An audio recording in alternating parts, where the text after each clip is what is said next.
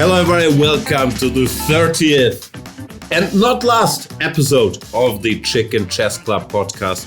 My name is Jan Gustafsson, happily reporting from my basement in Hamburg, Germany. It's dark, it's rainy, I'm aimless, lazy, in a bad mood. So business as usual, but to put us in a better mood, here is Peter Heine Nielsen, looking refreshed from his daily 5 hours of golf. Peter, how are you today? Well, I'm excellent. Thanks for asking. I mean, you're right that I started finishing a chess article at 6:30 in the morning, right, and then taking the kids to school, and then I played 18 holes of golf. So now I'm feeling great. What does feel well? Actually, someone on Twitter wrote that the golf segment was the best part of it. So that I have to admit the podcast. So I really appreciate it. I even had a great round of golf. It started with me losing the ball on the first hole. The second hole, I hit it into the forest, but then I hear this big bang. So it hits a tree and comes back on the course, right? And are you sure it was a tree? Good question. Yes, I was. And from I started out lucky, but then it started going rather well. So that was a great thing. But what keeps me in a more cranky mood is that I started to diet today. I was talking with. In Reykjavik, as I said, there was not much to do. So, I spent a lot of time talking. For instance, I was at breakfast with Magnus's mother. She's the only one who gets up for breakfast of the Carlsen family. And she was sort of telling me about the new science things. And she said that, something like fasting is very healthy for the body. And, Magnus's mother is someone I quite respect. So I thought I should try that. But I tried to add my own flavor. So, the concept generally is that you fast 2 days of the week.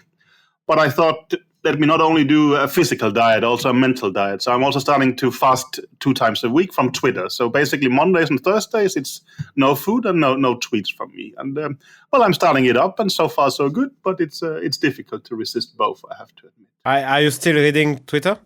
I'm reading Twitter very much. So. Yeah. Come on, please. No. I mean, okay. No. But also, it's very difficult. I mean, there is so many things that you feel that you should reply to, and also that the world probably is getting worried that you're not replying to, because normally you would. So you're not eating at all? That I... No, not fully. I mean, there is limit to what I can take. So I'll have a bit of kefir and such. And sometimes when I cook for my kid, also I eat the leftovers because I'm desperate. So only 3 meals a day. Yeah? Something like that. That's a diet. Yeah. I'm trying to limit myself to 3,000 calories. This kind of stuff. Right? Yeah. Isn't kefir a total calorie bomb? That really doesn't sound like that. No, I don't think it is to that extent. But anyway, you can probably look it up on the package. I mean, yeah, you can also check it. Probably I tweeted last Thursday, although I tried not to. So it's not a huge success. But anyway, that's the current plan. These are the unserious things. But if we speak of the last week, of course, also, it was a bit of a nervous week. My wife was 3 days in Kiev, but returned safely. So that was a good thing. Yeah, I saw some videos on Instagram. I was...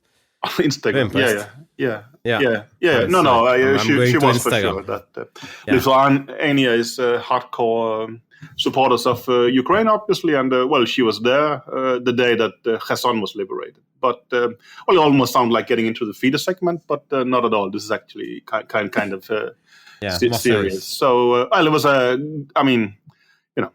it's a good relief to get her back to kids and husband. So anyway, that was more or less my week. Sounds good. Laurent Fressinet. Can you top that? Yeah, no, my week was excellent since when I saw you, I was, both of you, I was unhappy because Jan looks too depressed to my taste, and Peter looks way too happy to my taste. So the mix is just wrong. It feels wrong. No idea. So how do you want us to look? Like not too happy, obviously, but also not too miserable. Yeah, that's also exactly. I get annoyed when you're too happy. So I agree with you. No, Jan, we are the same. You said on many different times that you don't like me being too happy, but you don't want me to be depressed. And it's exactly the same with you guys. So you are not in the middle, and I don't know what's wrong with Peter this week, but he looks incredibly happy. Actually. It's the detox. In a good mood. I think so, yeah. Also, Peter, you didn't sleep. You finished something at 6:30. Then you get your kids to school at 8. Yeah, I don't know. It's So weird. you don't sleep, you don't eat, you don't tweet. It's not gonna last, but that's. It's been like that for half a day now. So yeah, But Peter doesn't sleep in general. He sleeps like 5 hours. No, you're wrong. I really like to sleep, but Really?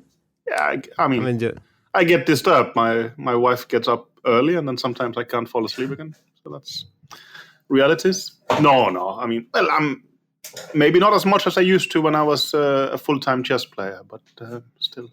But I don't like to sleep. I would like to, opposed to. okay. Good stuff. There's nothing happening in the chess world, is there? The Champions Chess Tour starts today, the final. Yeah. Although Magnus already won the thing, so it's more or less a victory lap. Peter said he's available all day, so clearly he doesn't have to do anything. What is there to say? It's Carlsen, So, Duda, Eric Acy, Pragnanda, Mamedyarov, Lei Kwang Lim, and the wild card, Anish Giri. I'm sure Detective Laurent is on wildcard count. But He's a wild card. yeah. Okay, that kills a bit my stories. And Sorry. I'm sure you'll just... No. Okay. No, we'll come to it later. But yeah, it's in San Francisco, right? Yeah. They play live, so this is real esport. And well, yeah, not. I guess they are playing for prizes and glory. Yeah, there's a bunch of money to be made for sure. Yeah. Magnus won the world things. I'm taking a lot of pictures. I saw some. I don't know. Some games that were played, not on the beach this time, but yeah. Let's see. It will be interesting to follow. You will be commentating in German, right? Yeah. I'm very jealous because sources tell me that they are all invited to the Golden State Warriors versus Cleveland Cavaliers game on Friday. That's a big game. And yeah, reasons to make the trip. But yeah, other than that, I'm not sure what there is to say. For me, it's still this overall feeling, although we didn't have that many, that I'm a bit oversaturated with the many different online chess tours. Like, it's always fun to watch them in action and have the camps and see the games actually. But the narrative, especially with Magnus winning the tour, I'll have to make up until I start commentating later tonight. Like, what's at stake and so on. Yeah, unfortunately, it's not true, as you say. I actually have to do some preparations for today's round. So I'm somewhat involved in that, but I genuinely agree with you that there's basically no particular narrative except for seeing this as an individual tournament. Magnus has won it all already, and I guess that was a success criteria. But of course, for this event, it would be nice to win. He hasn't won the last couple of things, right? And well, as we talk about, Laurent was talking about Giri being the wild card. From this event, normally they are knockout, but this one, as far as I understand, is an all-play-all match format, right? So it's which kills a bit for me, it kills the intensity of the tournament. Because you don't have people out, and you have to count and sometimes you play. There is Magnus against So today, as far as I know. Yeah, you're right. That sounds nice. And basically, it sounds to me that the winner will have great chances to win the event. Actually, I would put my money on the winner of this match because Wesley just won this global championship on chess.com. Magnus won the tour, and they are probably the two best rapid player. If you don't, and there is no Nakamura, so probably they are just the top two guys by far in that tournament. Is it so clear? Like, Duda has been doing very well on this stuff. Eric Acy, Pragnanda have usually been consistently up there. I'm not sure, but of course, can't bet against Magnus, especially if he wins. So, and yeah, maybe that's the storyline. Magnus hasn't won a couple events, let's see if he bounces back. Also, he didn't win the final last year, right? Or maybe he won the final, but lost a similar master at some point when it was very equal, and then suddenly, because Magnus and someone else losing the last round, I think Duda overtook them all. Well, I think we had the same problem in the final last year, that Magnus basically had won it all already. I think, well, they are trying to have a format where everything is decided in the last event because it gets very exciting. But Magnus somehow has been too dominant in these things and collected too many points along the way. Let's kick him out, make it more fun. Yeah, I can't really say, unfortunately. I think at some point we had this idea to have it's like 8 players, but shogi-style knockout tournament. So basically, number 8 in the rankings plays number 7 knockout, plays number 6, etc., and so on. So the one who is leading just have one match, but if you're good enough, you can go all the way.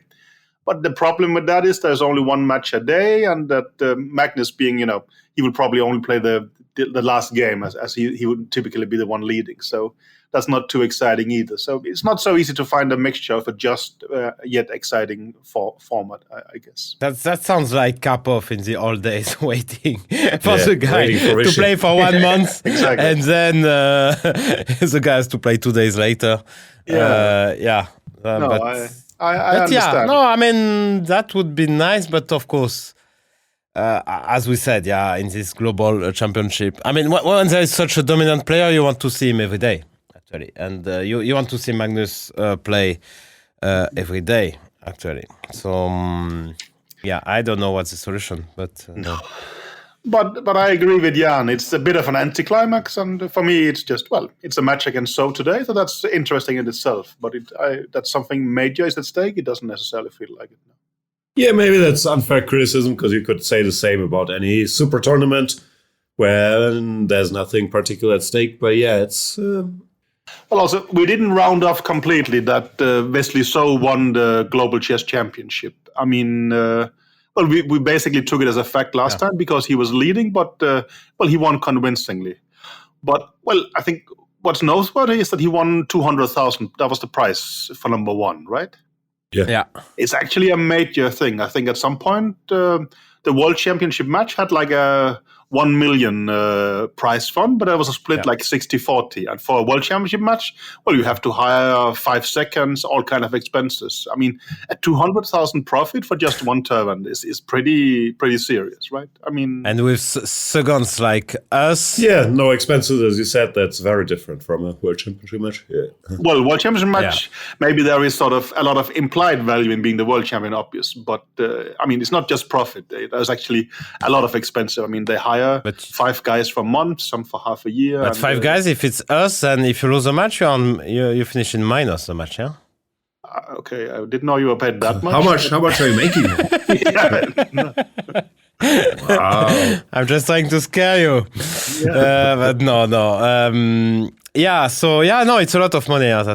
This online thing they're just going crazy. I mean, it's much better than actually live tournaments. Maybe not actually. This World Rapid and Blitz, what is the prize fund? What is the first prize of, let's say, World Rapid? That's also $1 million prize fund.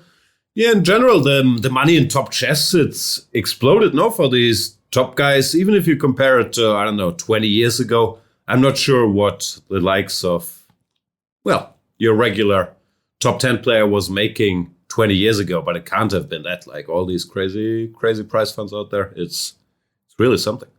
Actually, I think Bonn was one of the biggest prize fund, but it was only one World Championship match. No, in the matches the money used to be better, but let's say you're a top 5 player without a match, I don't think you were anywhere close to the money they're making now. That's for sure. I think it depends. There was perhaps this year where there was this kind of Intel Grand Prix and stuff like that it was good. I think it's fluctuating quite widely. And, you're right with the matches. It has been even better, especially, counting for inflation. But I think there was some years with these kind of cycles, there was a lot of money. But I think you're generally right that, of course, this now it's adding a lot of value for the absolute top players. But I assume it's only for the absolute top players. But I don't know. I've fallen out of everything in that sense. When we were making a living, or at least I was, it was heavily depending on playing league games all the time. I assume it's still very relevant for me. Yeah, but we're talking about top 5, top 10 here. Exactly. For them, I think it's quite improved. No, at the slightly lower / our level, I think that's still one of the most stable sources of income now, to play a bunch of league games in different leagues. Because in chess, of course, you can't just play in one country, but you can play in as many countries as you want. So most playing, let's say 2,600 to 2,700 professionals, they rely on these league games. Although I hear, if you're a rapid blitz specialist, even if you're not in these big tours like the likes of Andrekin, let's say, that you can make very, very decent money just playing all the online events out there. I'm not an expert what is there, but I think that's also a new stream of revenue from playing. Yeah, but it's very, very few guys, I think. Andrekin, of course, is special. I mean, he's basically world class, just he's not a regular in these tours. But yeah. Can't be many. I'm not sure who else, but yeah, it's true. Yeah, I don't think it's that. I think there's really maybe 5 people who are making some money. So some 5 people who are making a living or getting a salary out of it. Yeah, I mean, who can live from that, actually. All right. Not more. Speaking of cash machine, Laurent, you have a busy playing schedule. No, you're not only today where you're paid for some appearance and that's why you have to leave, but you're going to Jerusalem, play the World Teams. Are you on a break now? What's your schedule like? So today I'm playing poker. I'm playing poker tonight with other French grandmasters. It's some website, Winamax, organizing that. Thanks for mentioning. Yeah. Maybe they will sponsor us finally. Maybe we can make some money. They seem to have a lot of money to spend, so why not? This is how you prepare for the World Championship? Yeah, no, it's just a couple of hours of playing poker with Gozzoli, Mazet. That will be fun. And trash talking. So that will be fun. And I'm going to Jerusalem. I'm traveling, I think, Saturday with the team I probably mentioned who was playing. So we are top seed, actually, of the event. Average rating of Rapid.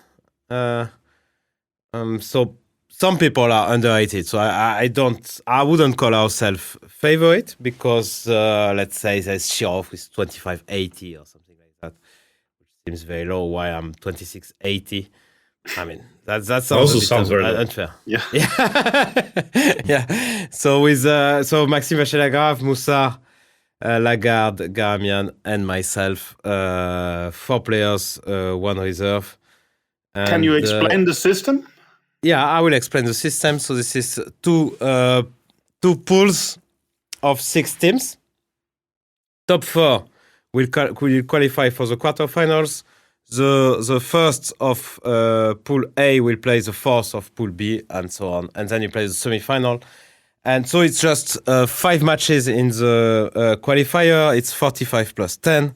So you play 5 matches. And then when you get to the knockout phase, you play actually with the same team one day. You play 1 time with white, 1 time with black. So this is actually 8 games. So each player plays 2 games against the same opponent with white and black.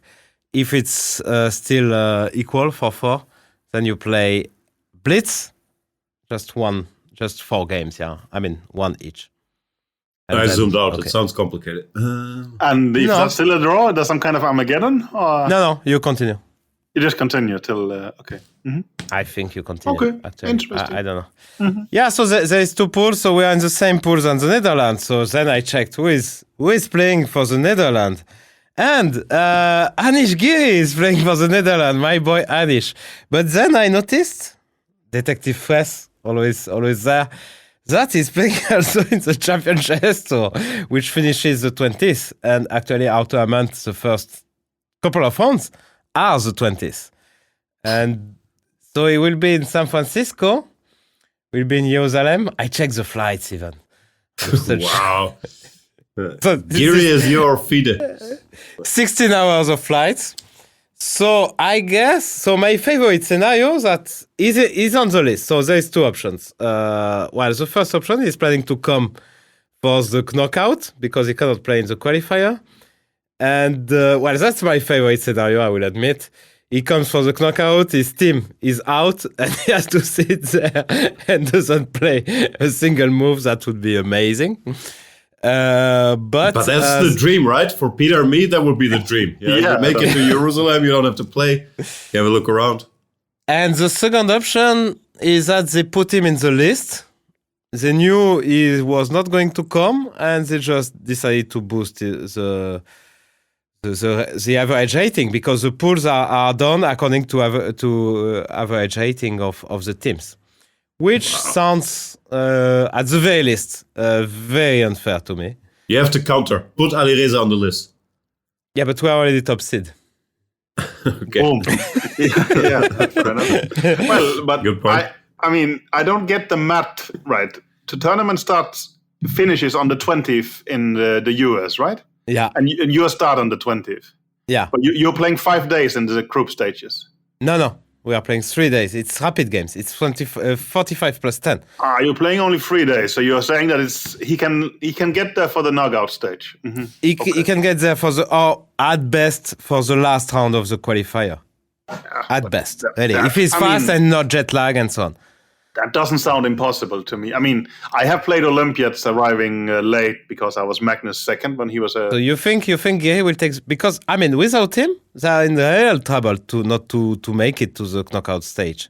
Yeah. Because it's in our group, so there is France, Ukraine, Spain, which... I will take a bet with you. I think that Geary is coming. Who else is there? Is Jordan there? Yeah. I think both Van Forest brothers are there. Yeah. There, right? And Kelishvili and another guy. I mean, it's a German... Vamadam. Mm-hmm. So they have so you think he's... I mean, I will apologize to Anish if he's there. Because I don't... For thinking he's not coming or for everything? Yeah. No, for thinking he's not coming. And for... it's clear that I implied that he's... I don't know if he's there on the list and he was not planning to come at all. Wow. That would be unethical. FIDE Ethics Committee. Clear case. Maybe they're still busy handling Peter's last 800 requests. They are still in production and I only have 5 planned. So, yeah. No, but I think it's close to cheating, no? Yeah, that would be manipulating. But, also, he might come. I mean, maybe it's not decided yet. We'll see how he feels, Maybe he will come if he plays well or something like that, or if he doesn't feel tired, or, in like other sports, he will come if he's not injured. I mean, there's many options like that. I mean... Let's hope he's not as ill as Alireza was when he had to play this match for third place. Thankfully, he recovered. Oh, shots fired. Yeah? No, he recovered. So you are just implying that Alireza didn't have a good reason not to play that match? Not at all. I'm just wishing that Anish won't fall ill. No, I don't know. I mean, for me, it's... you are registered in 2 tournaments at the same time. I mean, you can come to the second one, but I don't buy it. He's not going to make a 16 hours flight to find out that his team is out. I mean, that is not happening. Show us the ticket. Yeah. Show us the ticket. Okay. Let's spend another hour on that topic. We'll probably find out if he's there or not. I think so. Yeah, no, but okay, we will see. Anyway, it's very, I think, basically more than half of the team may win that event. But also, some offense here. The sporting value seems limited, no? If you guys are the top seed. Yeah, but that's your stupid opinion. I mean, okay, people they qualify, so it's teams from Continental Championship, Olympiad. So they qualify. They are welcome to send a good team. If they don't do it, then it's a problem. I mean, I don't give a shit. Also, for your cash machine career, it would be great, no? If you can call yourself world team champion Like Mind Games champion 2012, world team champion 2022. And coach. That'd be amazing. And the only coach who made was the 5 match with Magnus. That's how I'm selling myself, actually. I'm buying whatever you're selling. Like, which I know it's not work, so it's probably your presence somewhere is what you have to sell. No, but that would be nice. Yeah, that's my dream. Yeah, to win something. No, I never won. Unlike you, Jan, I never won any. I mean, like we had silver medal, but I never won anything with. Yeah, that's the one thing I have. European Team Championships 2011. Yeah, and that's good. That's great. It's nice to have something. Yeah. Yeah, no, I mean it's not Olympiad, of course, but it's very, very good. No one cares, but at least for your stupid career, you won something, which is nice. Oh, of course, and I mean I'm playing for such a long time. We had many chances to get a gold medal in Olympiad, for instance, or even European, but we never. 2010, you were crushing. Yeah, we were leading after 9 rounds. That's true. No, 2018 we had 1 match. 2014 we were leading 2 rounds to go. Then we lost the last 2 to China and Russia. So many painful moments and not that many happy moments. So yeah, hopefully I can win something. And even you're right. I mean, it's not like, of course, the US. I mean, the top seed is Niemann. Maybe okay. Wow. Some of the days he can play well. Wow.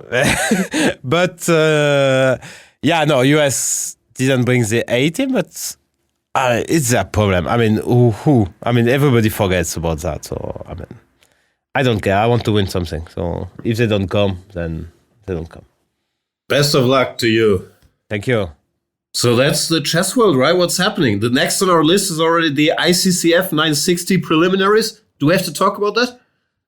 Tell us, Peter. You told me there are many correspondence players listening to this podcast. Yeah. Greetings. I meant no offense trashing correspondence last time. No, my Australian opponent was writing about the podcast in the chat we have when we are sending each other's moves, and he was saying, no, don't worry. I mean, we are all patsers, but I don't know. Maybe he's just incredibly professional and checking out my podcast in order to get some insights. At least he's not moving out. We basically had this situation that we both made the same first move, and I think he waited a week. Probably to see which move I would make, so he could make another one to try and beat me, so we don't copy each other's moves. So, can you explain how correspondence chess works in this day and age? Because I honestly don't know. Yeah, exactly. I mean, well, basically you log on to an online server where you have your games listed, but I mean, it's almost like having 8 different windows where you're just playing blitz. But here, it's like when you make a move, you make it on the board. Then you click confirm, and then you basically get one more where you sort of, are you completely sure? And when you've done that, then it's, it's executed. So, do you have an engine evaluation on the screen when you click confirm? Like, do you have the -3? You don't. And I'm incredibly nervous in that process because, I mean, it's easily analyzing on a board, but then you go back to the window, and I'm nervous of making the actual right or wrong move. But so far, so good, I think. But my hunch is that quite a number of games is decided by that because so many is ending up in a draw. But at the moment, I thought that I was getting into a very difficult position in one of the games. And it's like after 5 moves, I choose to play some. Well, it happens that in chess 960 that there is this unprotected pawn. And he took mine as a white, then he wins a rook. But then the idea is I win his rook next.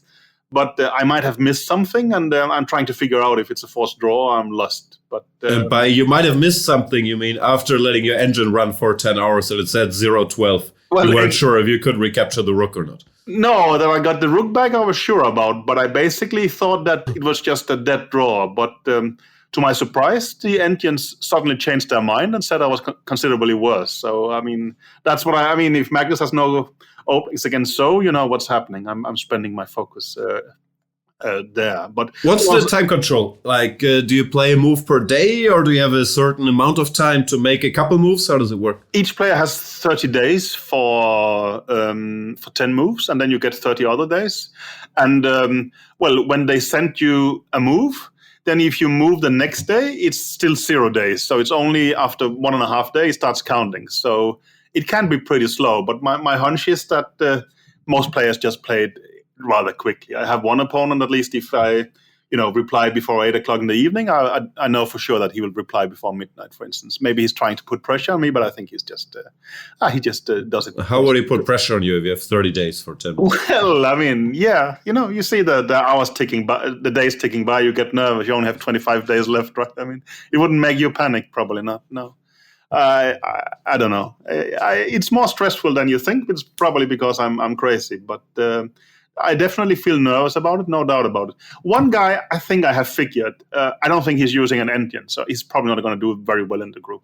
I think. Also, if you have 30 days for 10 moves, and you make your first move on day 29, how does it work? Your opponent takes your clock only restarts once your opponent made a move, Yes. So, I mean, well, if he sends you a move, let's say on Friday, then I think Saturdays, if you reply on Saturday, it still counts as 0 days. So it's only on Monday it becomes 1.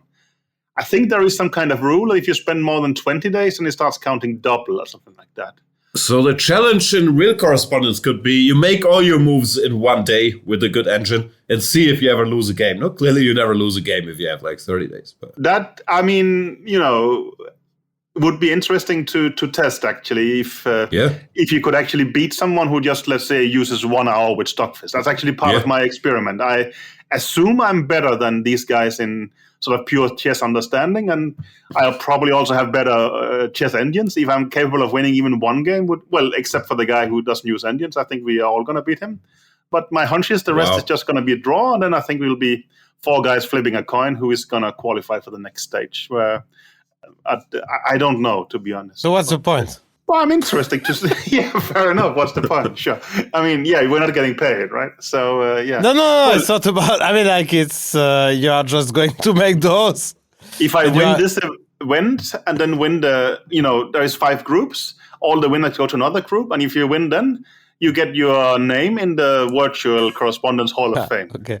So that's that's what I'm trying to do. So Laurent will be a world team champion and you will have your name in the Virtual Correspondence 960 Hall of Fame. Exactly. It's time to step up your game, Jan, to I need to do something. Yeah. No, I just want to see if it's possible to create interesting games here. I thought also, I mean, to understand that if you analyze something for a long time, does different possibilities pop up? Does it make a difference that you are a 2-6 grandmaster playing against a 1,700 players? Just going to be a draw?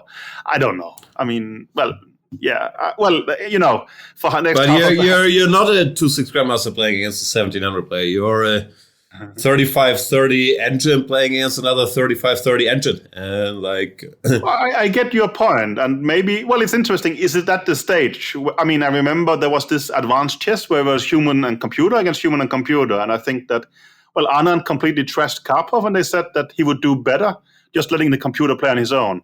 And maybe we are at that stage now that, human input doesn't matter. I mean, this is basically the Kasparov theory, that human plus computer will always be better than computer. But, maybe we need a better human than me for that. But that's the old days, no? Even 20 years ago when they had these advanced chess tournaments, the pure Stockfish users or pure Ripka players, whatever it was back then, with good calculating powers, they were doing extremely well with all these. Yeah, against all these advanced actually the first time I was a second for Vichy was when he played Kramnik and lost 3.5, 2.5 in Bilbao in such a match. And despite this computer stuff and us preparing, we managed to lose a pawn in the opening with White, which is quite an achievement. But generally, that was seen as exciting at the time. But nowadays, I think it would make very little sense. But I don't know. By the way, I will play a match. I forgot to talk about you about that topic. I will play a match against MVL in December.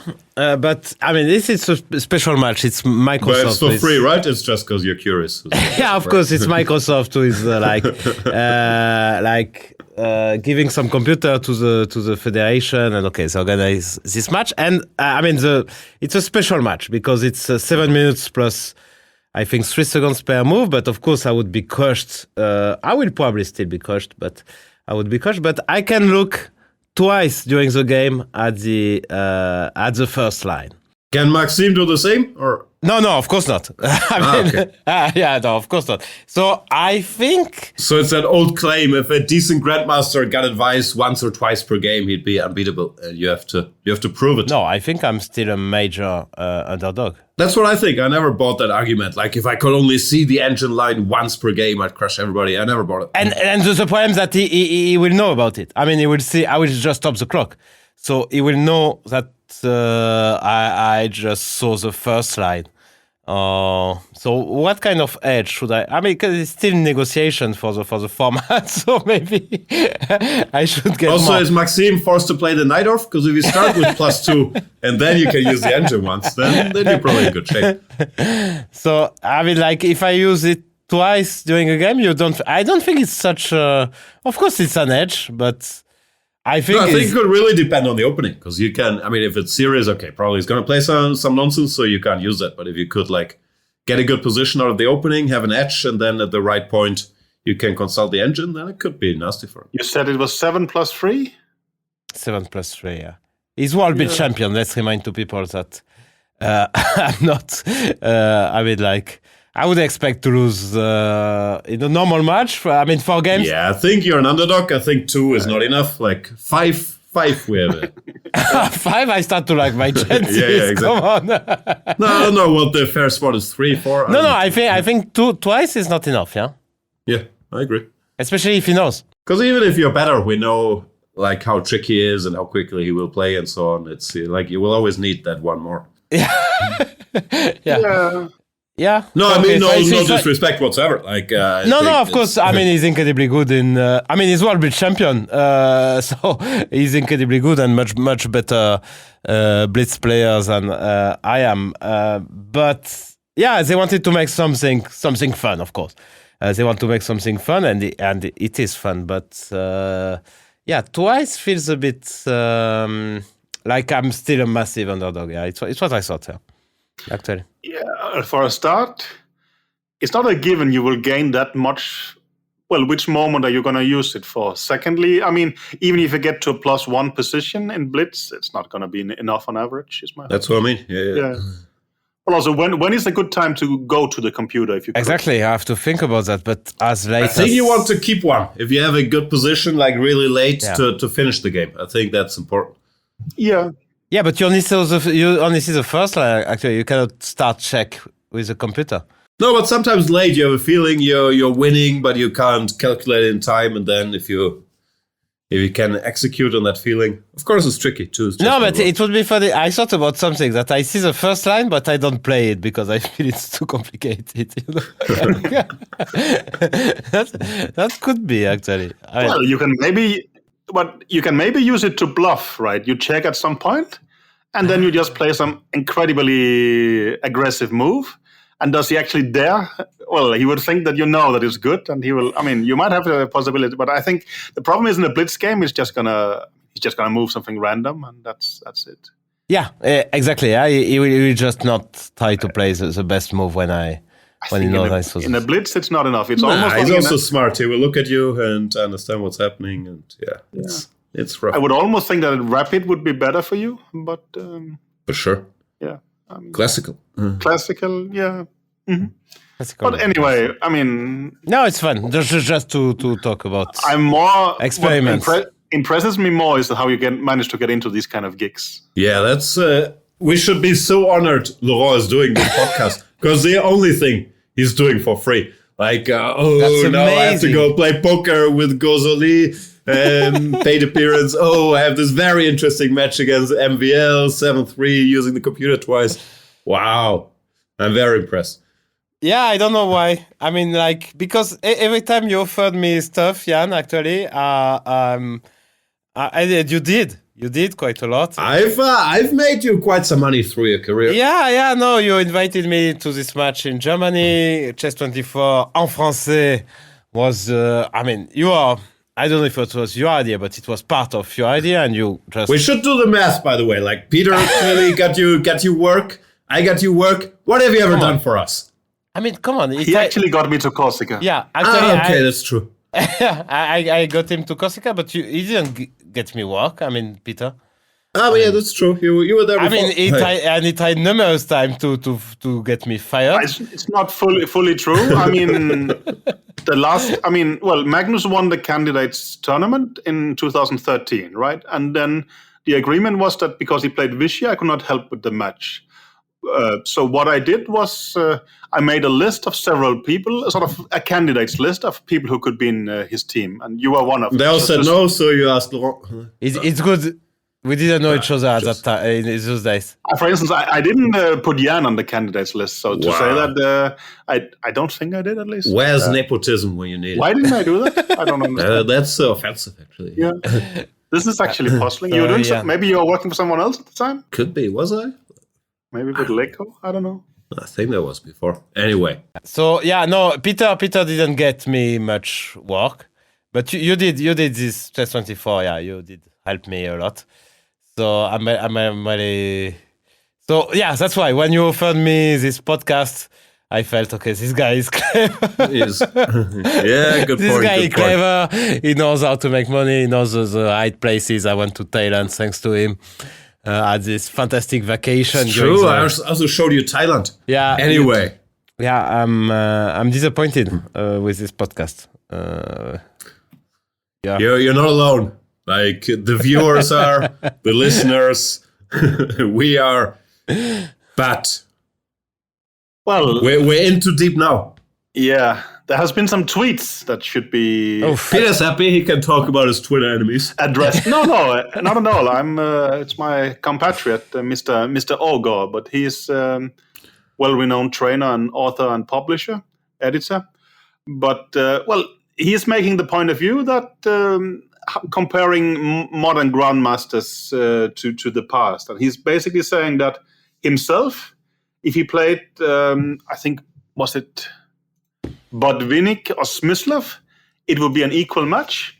While if he played Capablanca, he would consider himself a favorite.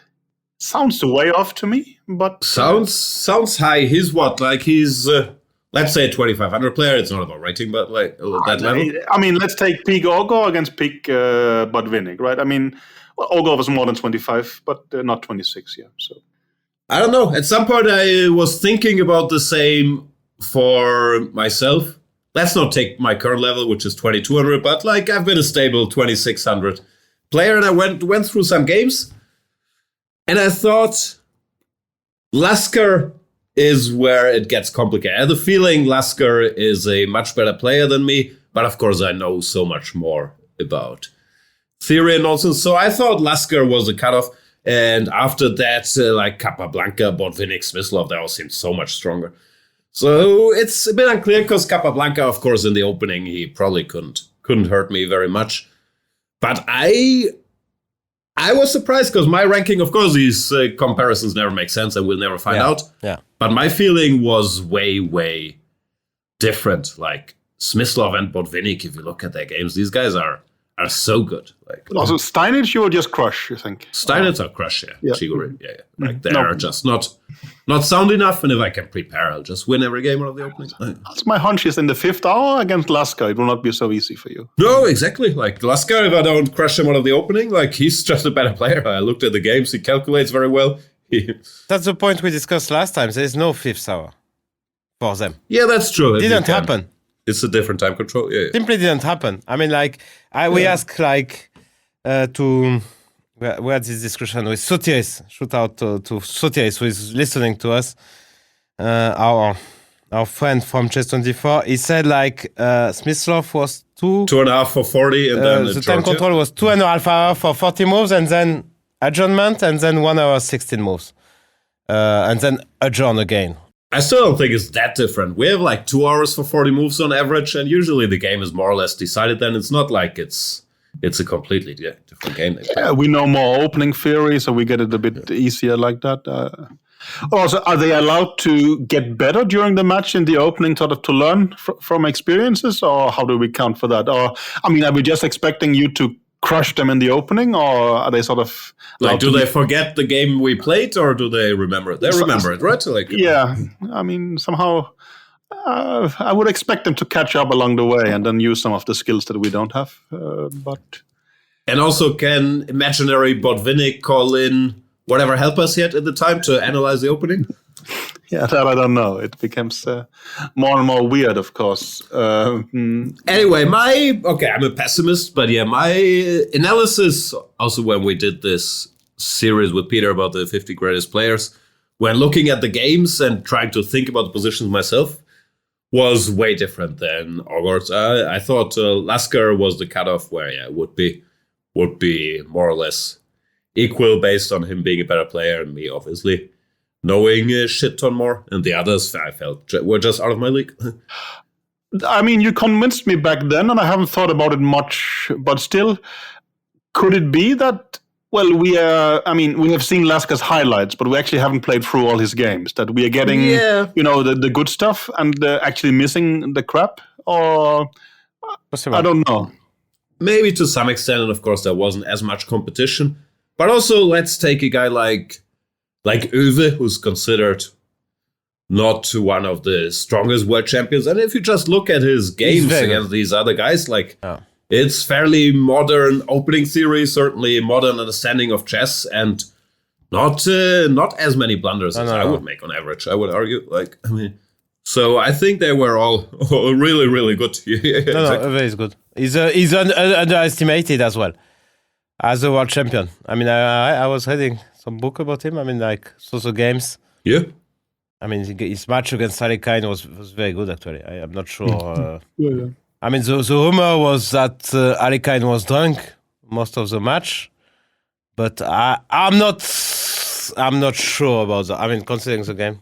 You will stand up for anyone French, right? I mean... No. But even if it was, did he pick up drinking during the match? Like he probably did it before and did pretty well. No. Also, I think there were some disputes. I'm defending a Dutch guy, Peter here, which doesn't happen so often in this podcast. That is true. No, but it's right. I mean, Uwe might be one of the weaker world champions, but he was a world champion and very good. I mean, that I think history had somewhat underplayed him, and now I had the same recollection when I saw some of his games. Okay, he's actually better than I thought. The same with Lasker. I heavily underestimated. He was much more serious than I was brought up to believe. Anyway.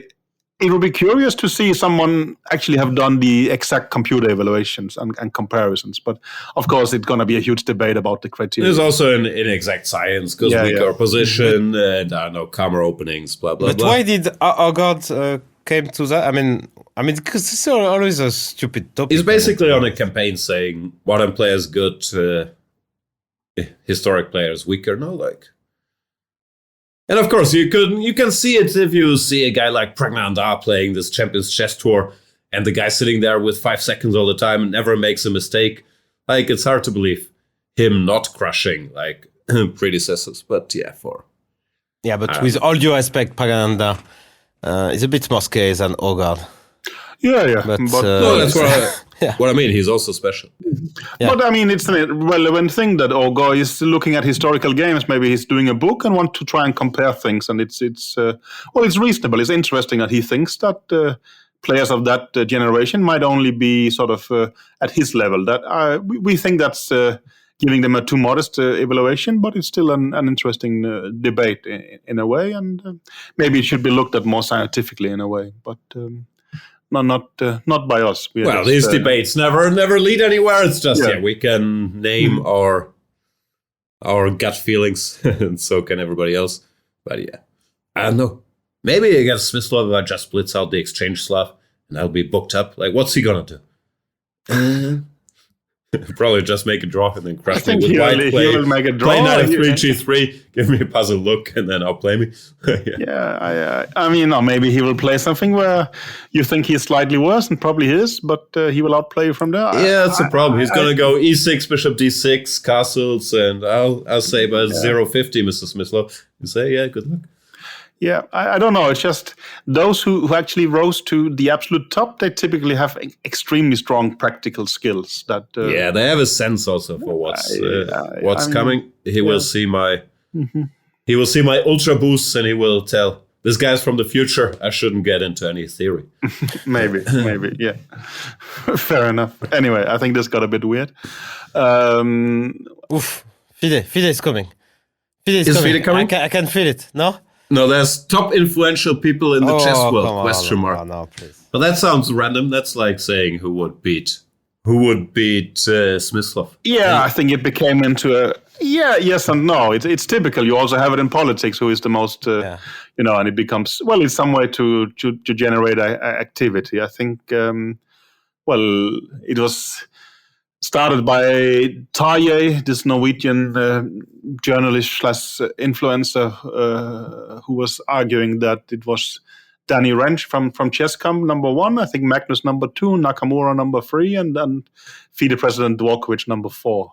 I fully agree. Whoever my new boss is or will be is the most influential person in the chess world. Those will always be my rankings. Why? But we proved. No matter if they have bosses above them, doesn't matter. Whoever is in charge of me is the most influential. But we did prove, thanks to Peter running for FIDE elections, that we had zero influence in the chess world. I mean, no, sorry, 16. I mean, I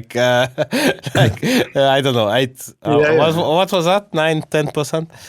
9, I think. 9, yeah. Well, I mean, your country's, I don't know if France supported us, probably not, but I don't know, actually. Not that many willing to tell. You know? Yeah. Okay. No, I don't know. It's they said they were neutral.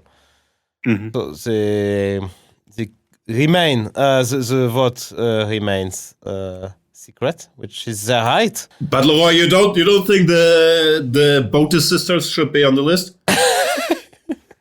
I'm serious. Yeah, you're asking me? Of course. Yeah, sure. Jules as well. Jules Moussa. Also, no, not Jules. But Hikaru didn't make the list. Like, they have tremendous reach. Or maybe Hikaru made the list. It depends what you call influence. I agree with Laurent. It becomes very... it very much depends. But of course, I mean, streamers and platforms has been growing in influence. Before, it would be a stupid debate. Now it's a very realistic debate in a way. But, influence over what exactly? I mean, so, I don't know. But I mean, as Jan said, I mean, like, we only care. We think people who have influence, it's people who are giving us a job, yeah? I mean, so we should be careful. No, Peter is not like that. Peter greatly cares about Sutovsky's influence, although he would never give him a job. No, but I mean, the ability to give someone people jobs is actually a considerable influence. I mean, the guys you mentioned there all have this influence, so it's not a bad measurement in a way. That I mean, the ability to provide for people is definitely power, no doubt about that. So I don't think the list is that wrong? Maybe FIDE should be more prominent in it, but. I haven't. Maybe I'm not sure Hikaru should be that high, but also, what is Magnus's influence? I mean, he tried to change the format of the World Championship and actually didn't succeed. I'm sure he has a lot of influence, but not ultimately, it seems. I mean, then I guess some things would be different. Or you think he just didn't push hard enough?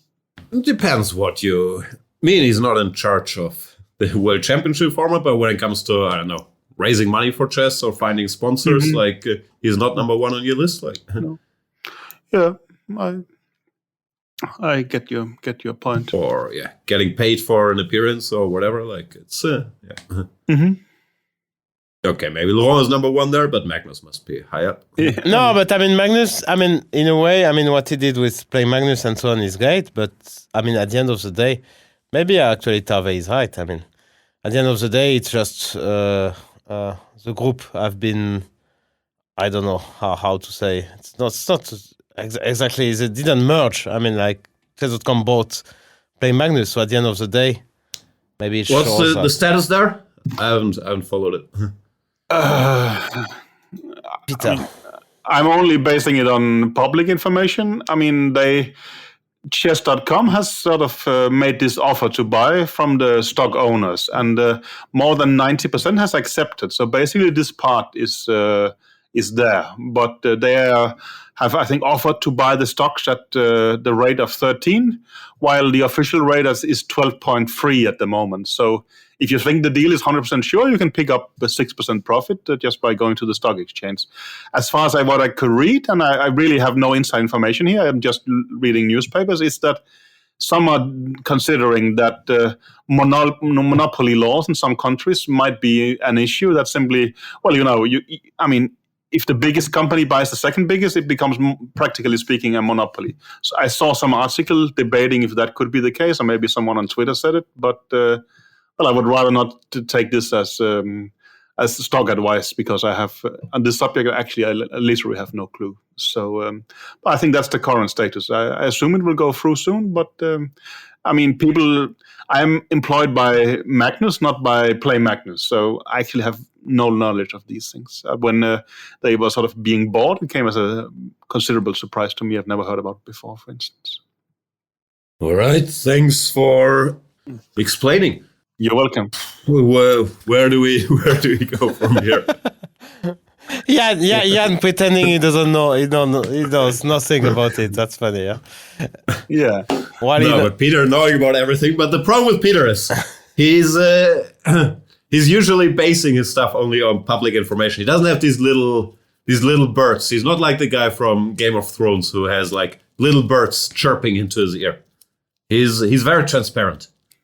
It's a problem, and I think in Team Vichy we sort of realized that I might find everything I can with public sources, but Kasim is much more sleek and better than me. At some point I think he had a lot of info from one of the other teams, because Leko worked there, and he said, yeah, I heard these things, and said, well, how do you get this information from Leko? And he said, well, I asked.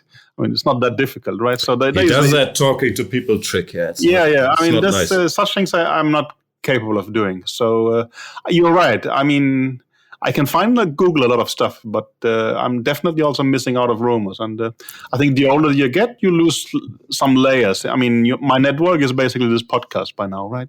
Fide, here's some advice. If you want to keep secrets from Peter, don't put them in the internet. You'll find out. No. No, but we should ask your brother, Daniel Hench. Jan, you know him well, no? Who? Daniel Hench, no? No, not really. He should buy this podcast. I think it's a good investment. Wow, Laurent is still fishing. We are on sale. Once Twitter goes broke, maybe Elon Musk can weigh in. Yeah, even better, yeah. So please do something. Elon. Peter, what are you gonna do? Should Twitter go south? Are you already planning your escape to, I don't know, Mastodon or TikTok, or what are you gonna do? Yeah, Peter on TikTok, that would be. I really hoped I would live happily ever after and not care about these things, but doesn't sound like me, no. But I'm almost. So many is critical against Musk that I'm almost ending up on his team, because I always end up on the losing side, right? So not in World Championship match. What are you, the winningest coach in World Championship history? That is true, but it's I lose the public debates anyway. But I don't know. I don't see myself being an activist on TikTok with Fide, but maybe funny videos is the way to go. Could be. I'd watch. Yeah, you would. But I'm not following you on Twitter, but I'd watch your TikTok. No. Are you not? Okay. Fair enough. I'm following, but I'm trying not to read all your tweets. Yeah. That's good advice. So I can see that. Well, yeah. Anyway, you're desperately to stall the next subject, but should we go there or? Is it Fide? Is Fide coming up? Have we covered everything else? All right. I have something to say about Fide. Oh, okay. Please. Well, you want to start? I can start. No, I saw this tweet of Nigel. This is on my list, of course. New Caledonia. It's on your list, yeah? Yeah, of course. Okay, New Caledonia does not yet have a federation affiliated to FIDE, but it does have Resident Grandmaster. Well, we should explain the context that right now Nigel is on the FIDE cruise to, a lot of pleasant places in the world, and one of them he ended up in, it was New Caledonia, right? And Can we have a map? Like, there's some guy, speaking of Elon Musk, who's tracking Elon Musk's private plane, right? What I want is like Nigel's travel route. I lost track of him in Thailand. I think he went to Singapore. Where has he gone since? Like, Peter, you should have daily tweets about Nigel's location at least. I don't know. He doesn't seem to appreciate my feedback, so I actually tried to just stop that a bit. You think he doesn't like your input? No, he blocked me for a long while. Then I think before FIDE elections, for some reason, he unblocked me. I think at that point also he was sort of he got banned by the ethics commission. So I think he was a bit, didn't know which direction to go. And I think he also had this tweet that either he will say a lot or do a lot. And it ended up by getting the job, which meant doing a lot. So he has to say less. But I think he was sort of a bit back and forth. But now I think we are back to not being friendly. You were also a bit back and forth, no? Like, you were friendly when he was campaigning against FIDE, then when he was getting kicked out of FIDE, and the day he got into FIDE, like you discovered. Yeah, no, but I think Peter has a point.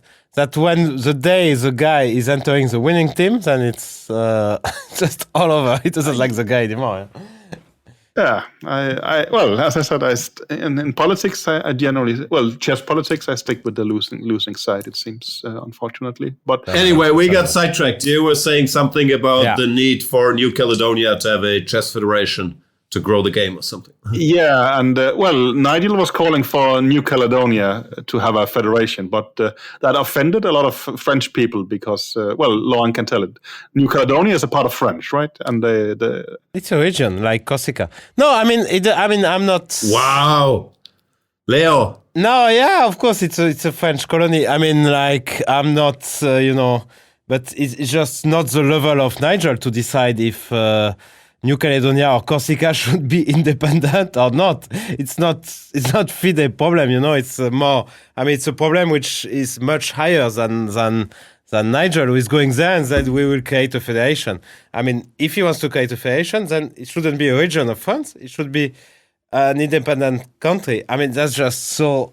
I mean, it's just insane, actually, to start, and especially they are affiliated to French Federation, and French Federation is trying to help. So this is a bit, I think it's offending for France, and it's certainly not the decision of Nigel to decide if there should be some independent sports federations there. So you are offended as a French person. I'm offended as a FIDE member. Why is Nigel going there if it's part of France? He's having a cruise to visit small federations. But I'm offended as someone who's sitting in my basement in Hamburg where it's very cold and who's no longer on sunny tropical islands. Yeah. But in a way, I mean, they are maybe trying what was doing Kirsten actually in the old days, trying to create small federations. And then we should remind people that it's. You think they won't vote for Peter when it's Peter, Heine, Nielsen, Henry Carlson, 2026 or whatever? It's one vote per country, so it's good. I mean, if Nigel visited and then he creates a federation, he can give one name I mean, he has more connections. And it's what Kirsten was doing all those years. And you don't know. This was very much Campo Manes. I mean, Kirsten to some extent, but very much Campo Manes. And this is exactly the same. I mean, there is this excellent documentary on Netflix. It's called not FIDE Uncovered, but FIFA Uncovered, about the football world. And you can also, I mean, I really recommend it. I also recommend the two of you to see it, because then we should debate the similarities to FIDE for half an hour, I would suggest. Wow. I'm sold. Sounds great fun. It is great. I mean, you see, how they campaign via their structural funds, how they aim at the smaller countries, how bribes are paid, how people in the, not FIDE, but the FIFA, employees, they campaign. It's an awesome series. I mean, it's first of all, it's pity that it was released at the same time on Netflix and Inside Man, which I was busy with this weekend. And I must say just one last thing about Nigel, and then I will give you back. Okay. That he was criticizing, as far as I remember, exactly that they were creating some small federation. No, I mean, that's the point. I mean, like... No, but what I wanted to point out also, I mean, again, you see, I don't criticize Nigel for everything I would like to criticize him for, but, well, when he was traveling in the previous period to a lot of these countries, then it was exactly what we were critical of Campomanes of. And, well, that's the problem, that those who travel, those who generate, sort of, has the right to give funds to these smaller countries, they get huge political power. And that you also see this in FIDE Uncovered, that, not FIDE, FIFA. That was a Freudian slip if I ever. That's Peter's dream. Netflix documentary, FIDE Uncovered. No, I wrote narrated and written by Peter Heine. I wrote to Netflix already suggesting that. Don't worry. Well, that you see Sepp Blatter, well, he was the general secretary before, right? That somehow it becomes from the inside, and so is Infantino. That it basically becomes people within the system. And also, well, what Blatter is very proud of in this movie, sorry for the spoilers, is that, his opponent makes this Swedish guy who is trying to be Mr. Clean, and he thinks he's going to win. He makes a speech about, transparency and all this kind of stuff. And Blatter just says, well, you all know me. You know what I stand for. And, well, they seem to know what he stood for, and that was apparently more than enough. But anyway, I wholeheartedly recommend the series. I cannot... we can imagine. I've never seen Peter's eyes glowing like this. No, this is like Moneyball. More Peter Pan. No, but this is like... I mean, to be honest, what do we learn? I mean, I started to watch, and I thought I'm not going to learn much, actually. Yeah, but well, for instance, I mean, I will give you 5 names that I think is in play for FIDE president the next time. I mean, it could be Sutovsky himself, of course. It could be Dana, two of the most powerful employees. Then it could be the European leader Asmai Prasvili, I think.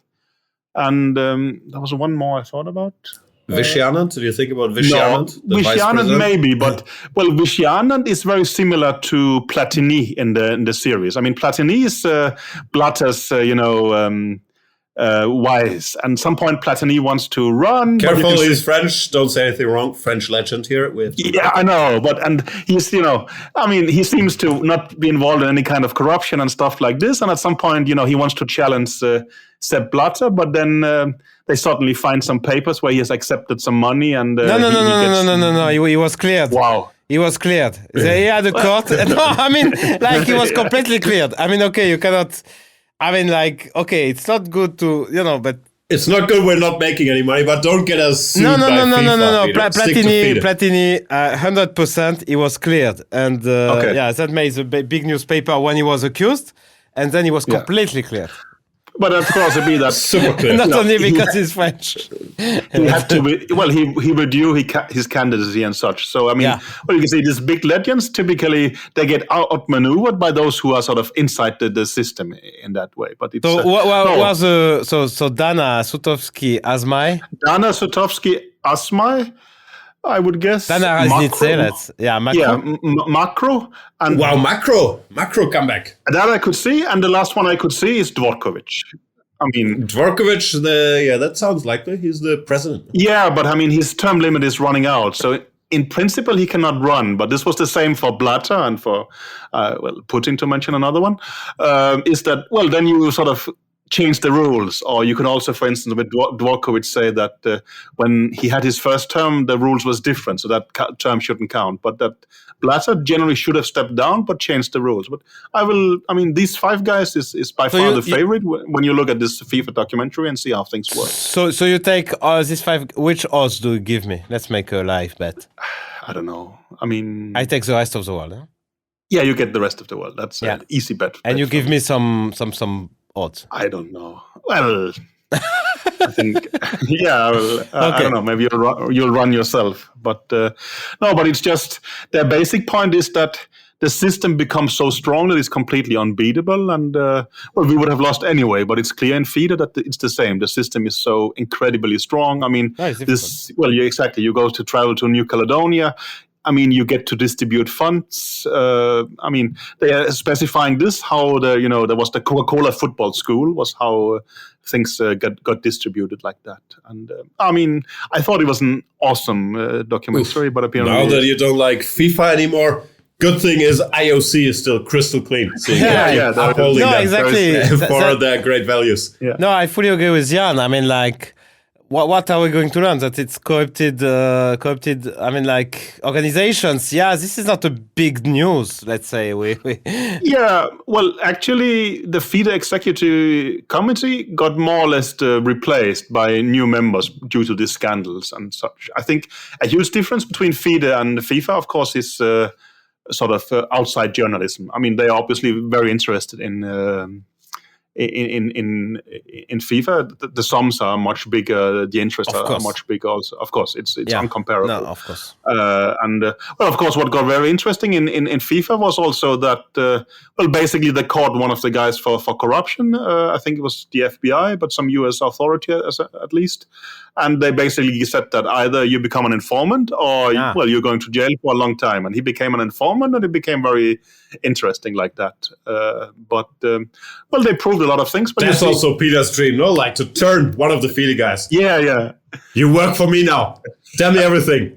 Send me receipts. Any alcoholic beverages at dinner? Yeah, I think they are on a slightly higher level. But for instance, one of the things they got after was the private planes. And so if you have some receipt, well, you're laughing, but it's certainly a factor in FIDE. So FIDE. Yeah, but I mean, like, Nigel has a private plane. No, I think that's more Djokovic. No, but there's so much money in football. I mean, okay, it's hard to compare. It's completely uncomparable, of course. While I think I agree with you that the organization are just or the sports organization. But would you argue that giving the World Championship to Russia and Qatar has not been ideal? Or? Yes. Yeah, I would argue that for a number of reasons, but okay. And again, I would mention, of course, that Djokovic was the main organizer of the Russian Cup. But anyway, let's not go in that direction. But no, there is a lot of similarities. But of course, I mean, FIFA is so many levels higher. But it was an interesting series, and there's a lot of usefulness for FIDE as well. I think Malcolm Payne was pointing out that some of the books that was based on was sort of what he was reading before he ran for.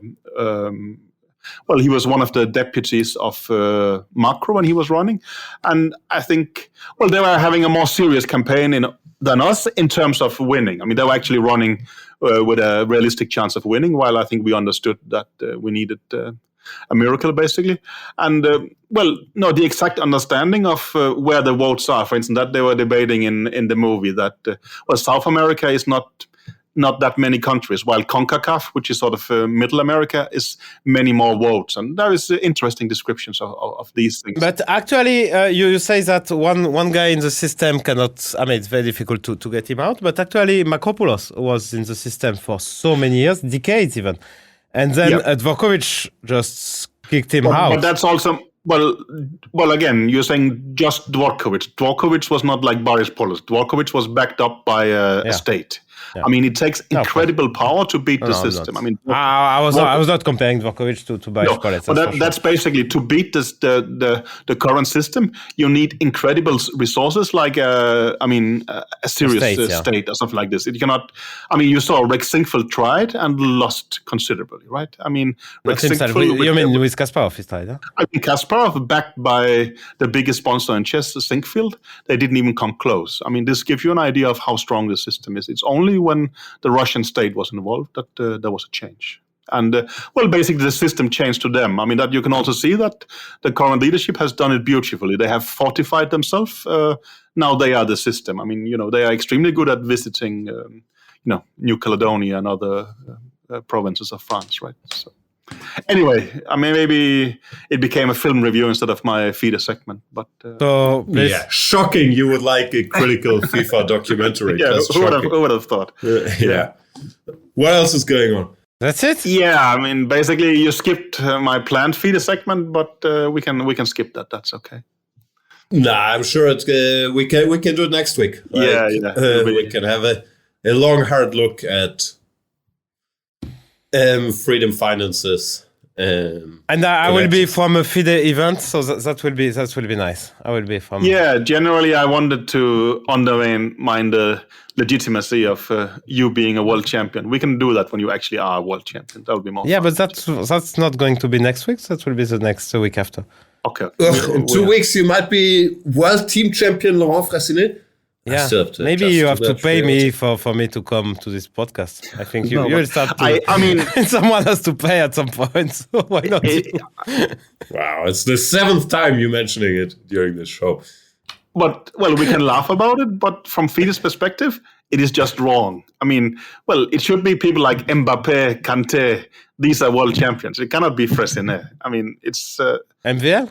The best, well, yes, but Alias will be allowed to come with us in Champs-Élysées when we win. World Championship should be with the best players. I mean, it all rhymes. Mbappé, Champs-Élysées, Fressinet. To me, it's a line. Once again, you should blame Sutowski for. I was trying to, but I guess I had to explain FIDE and Gay for not showing up to this Jerusalem. I don't buy it. He's not going to come, and that's why he's my chicken of the week. But as a fixer for us, I chose Anish because he's not going to come to Jerusalem. I'm completely convinced of that. I actually chose myself. I mean, there has been people who has been, I think, very critical of me of not being critical towards Vichy because he's my friend and previous owner. And previous owner. I start with this owner thing. there is. Did you see the Vichy interview? By the way, I watched some Vichy interview. No, I didn't. No. Where he was talking about cheating in chess and his impression. Okay. So it was interesting. So, but I generally don't want to criticize him, and that is chickenist. But I'll make an exception here. He's the official commentator for the Team World Championship. I mean, when you are deputy president, you should not take jobs like that. It's my opinion. I mean, well, they should give it to someone else. Just that's not how it works. I mean, no, Laurent is just smiling at me. No, I'm smiling because you probably know who is the commentator, so I'm not going to. That's a good point. So I'm not going to comment on that. Fair enough. Might be biased. Sorry to bring up family matters. It's fine. Yeah. So this chicken thing is getting more. I mean, there has to be some events, and I mean, how does that work? So we should forget that he's 5-time. I mean, he's a good commentator. I don't know. I can change it to my weekly chicken recipe. So I changed back from Massaman curry chicken to chicken garlic pepper with fish sauce, oyster sauce, soy sauce. Yeah. You add some garlic, some brown pepper. Takes 5 minutes. Cook the chicken.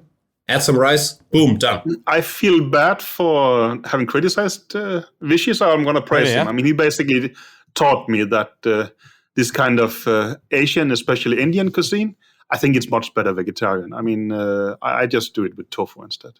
So that's definitely my recommendation. But maybe Vichy is doing it for free, his commentaries. So it would be fine? I mean, I don't know. It's a strange thing, but I think in general, well, you shouldn't mix. I mean, well, he should be an honorary guest on the commentary, but you shouldn't. People in political posts shouldn't have jobs in the same organization. That creates. That's not good governance. I mean, if you had read the Boris Porter's Nielsen program in full, you would have known that. You had even a line of it. So I can imagine. Yeah. No, but you're right. I agree with you actually. It's just a principal point. I think it's stupid. Of course. Nothing against Vichy, of course, who is a good commentator. No, not at all. Very much qualified for the job, but yeah, it's just weird. Actually, it's a bit weird in my opinion. Yeah. I mean, it becomes becomes that he is a great commentator, but he's just a fictional deputy president, which he shouldn't be. So I think it's more in that direction than the other. Anyway, all right. We need something to happen in this chess world. Like it's, what's next? Is the World Championship match starting soon? It's May or something, right? How are we gonna fill 15 episodes with? Maybe we have a court case. Maybe we have I don't know. Something may happen. Maybe. Yeah, that could happen. Is the Bundesliga competitive for a change? I know. Can we? You want to have narratives. That's Well, what not very competitive. It might get competitive if I play. Yeah. On board 7 of Baden-Baden. I wish. No, at Christmas there is World Rapid and Blitz. Both the political undertones is the sponsorship things I can talk about forever, and the actual tournament. Then Weigand say happens. Don't worry, you'll be back. Yeah. That sounds like a good slogan for our dear listeners. Don't worry, you'll be back. Thank you so much for listening to this fantastic episode of the Chicken Chess Club podcast. See you next week.